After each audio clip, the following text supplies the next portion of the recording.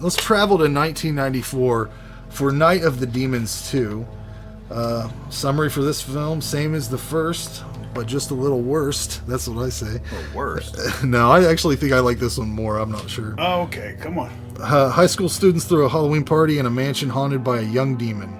Directed by Brian Trenchard-Smith, who did The Quest, Leprechaun 3, and Leprechaun 4 in Space. So if you're a fan of Leprechaun 4 in Space, this might be for you. Written by Joe Augustine, who wrote the original film, and James Penzi. Cast highlights: Christine Taylor, who you'll remember from the Brady Bunch movies, and she was married to Ben Stiller at some point. You might remember Robert Jane, who is in Meet the Applegates. She was in was it the Dodgeball movie? Yeah, she was in Dodgeball. That's where I recognized her from. Yeah, you recognize her from something. She was on My Name Is Earl for an episode or two too. Robert Jane, you might remember from Meet the Applegates. Have you ever seen that movie?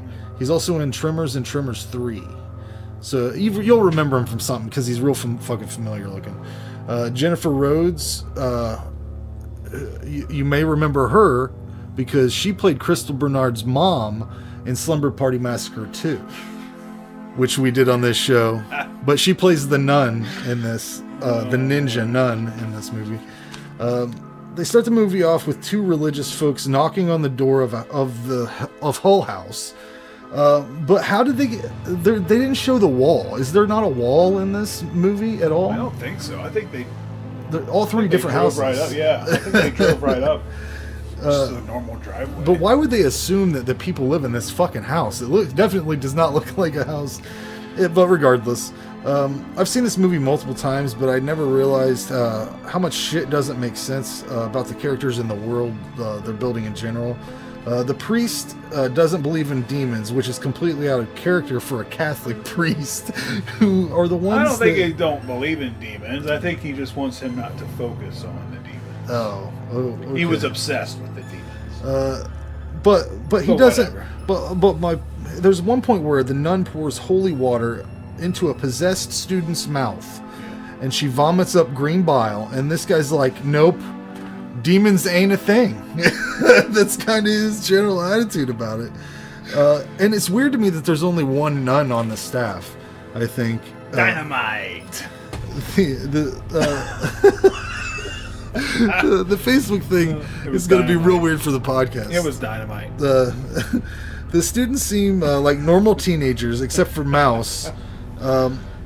AKA Melissa, but the head nun says that the school is this school for disturbed people? Yeah, they're troubled. But the only one that seems like they're troubled is Angela's sister Mouse. Well, she went through some stuff. But the other ones seem just like regular ass kids, you know. They're troubled.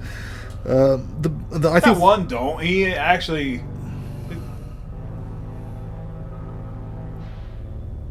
His character kind of reminded me of the dude from the first one you liked.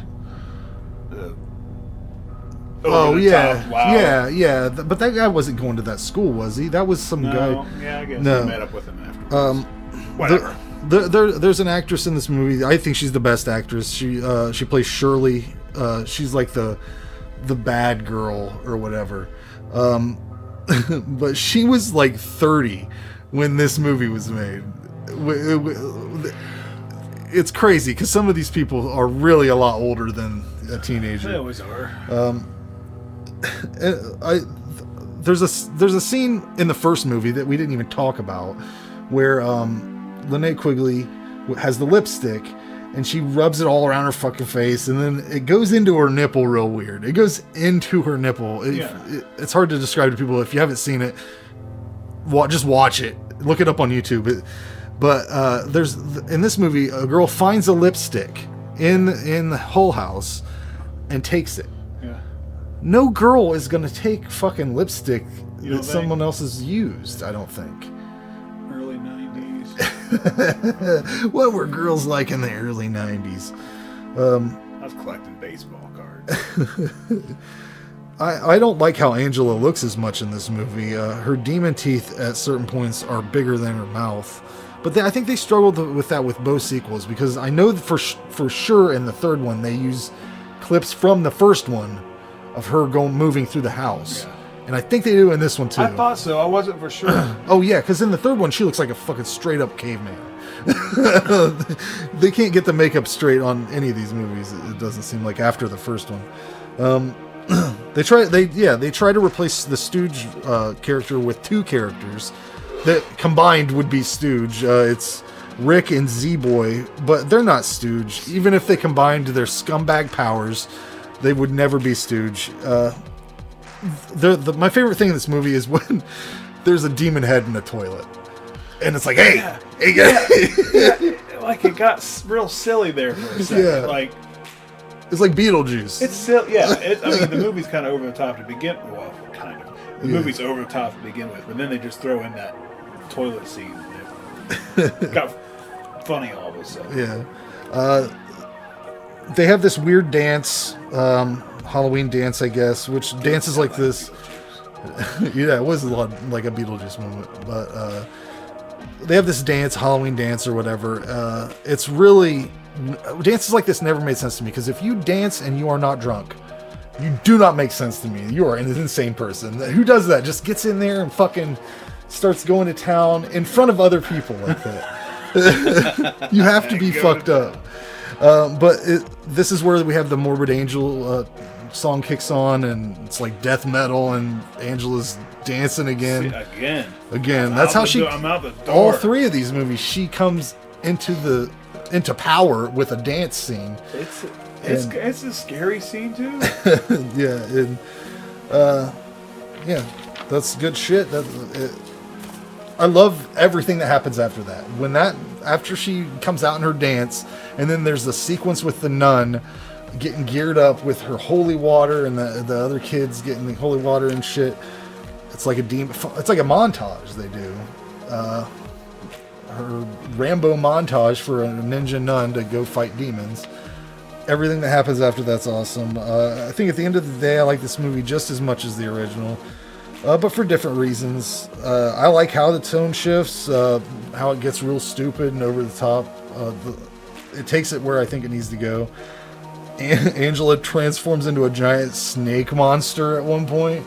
Yeah, that's right at the end, man. Yeah. That was like really jumped the shark shit. Oh yeah. Yeah, that's bad. the way I felt about it. So I guess I could only get this an 8 out of 10. I thought I might have liked this more, just because I like. That's a pretty good score. Most people's not going to score. No. Most people won't give this an 8. No. I'm close though. It's very fun. It's enjoyable. I would say if you're a fan of the first, it's a little bit. I don't even really know. I mean, I guess it's lower budget, probably less of a budget to deal with, but it's still really good. I'm there with you. I give it a 7. Yeah. I'd say if you're a fan of the first, no reason you shouldn't watch 2.